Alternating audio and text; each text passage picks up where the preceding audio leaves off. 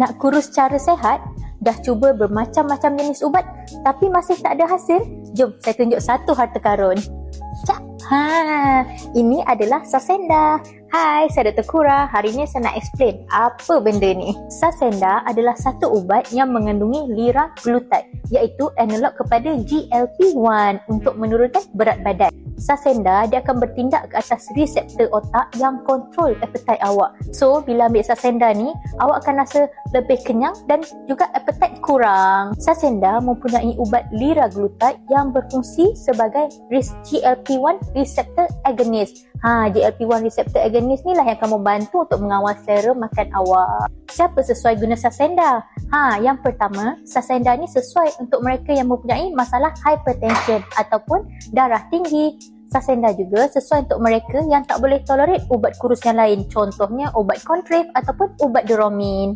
Saxenda juga sesuai untuk mereka yang mempunyai BMI 30 ke atas ataupun BMI 27 ke atas tetapi mempunyai any comorbid.